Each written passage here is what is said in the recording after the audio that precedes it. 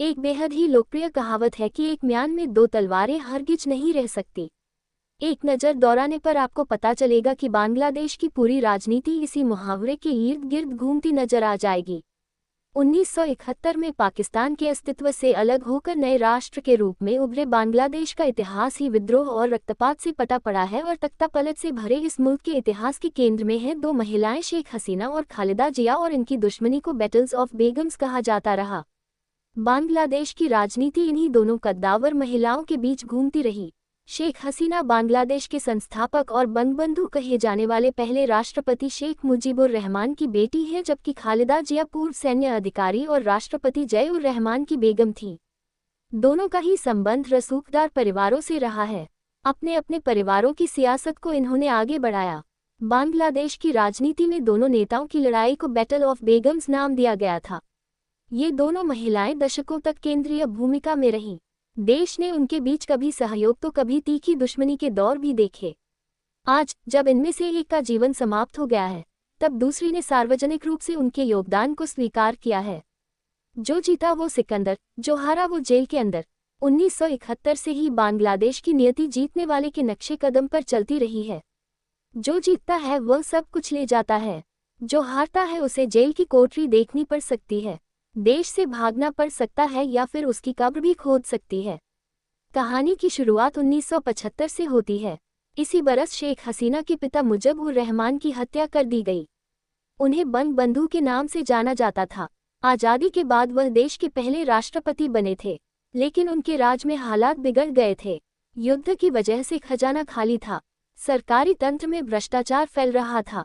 1972 में मुजीब ने विद्रोह रोकने के लिए रखी वहीनी नाम की एक फोर्स बनाई, लेकिन उस फोर्स पर ही हत्या और रेप के इल्जाम लगे। जनता का मोह भंग उनसे होने लगा। फिर तारीख आए 14 अगस्त 1975। बांग्लादेश की फौज के कुछ बागी अफसरों ने मुजीब और उनके परिवार के 18 लोगों की हत्या कर दी। किस्मत से उनकी दो बेटियां शेख हसीना और शेख रेहाना उस वक्त जर्मनी में थी। इसके बाद सत्ता जिया-उर रहमान के हाथ में आई। अगले दशक में देश ने एक और सैन्य शासक देखा, हुसैन मोहम्मद इरशाद के हाथ में सत्ता गई। इन दोनों सैन्य शासकों ने एक ही एजेंडा चलाया, आवामी लीग का नामो निशान मिटा दो। उन्होंने उन ताकतों को वापस जिंदा किया जो 1971 में आज़ादी के खिलाफ थी, ताकि आवामी लीग की लोकप्रियता को टक्कर दी जा सके।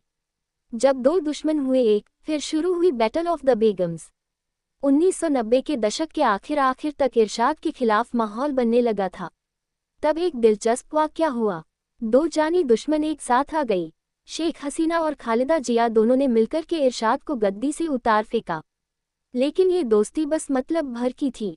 दोनों जब ताकतवर हुई तो 1991 से एक नया दौर शुरू हुआ, जिसे बेगमों की जंग कहा जाता है। बैटल ऑफ द बेगम्स एक ही धर्रा था, जो गद्दी पर बैठेगा वो सामने वाले का धंधा बंद करवा देगा।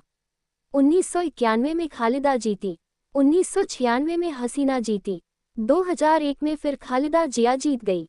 2006 आते आते सड़कों पर खून खराबा शुरू हो गया था। जब नेताओं से बात नहीं संभली तो फौज ने कहा कि अब हम संभालेंगे। 2007 में इमरजेंसी लगा दी गई और हसीना खालिदा दोनों को जेल में डाल दिया गया। फिर 2008 में चुनाव हुए। शेख हसीना ने ऐसी वापसी की कि अगले 15 साल तक गद्दी पर बनी रही।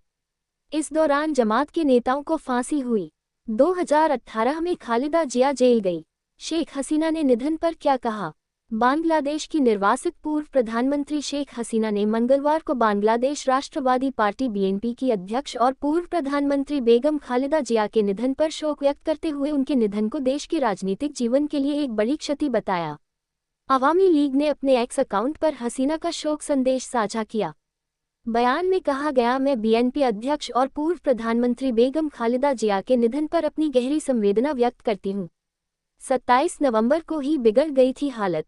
इस वर्ष 27 नवंबर को उनकी हालत बिगड़ गई, जिसके बाद उन्हें अस्पताल के कोरोनरी केयर यूनिट सीसीयू में स्थानांतरित कर दिया गया।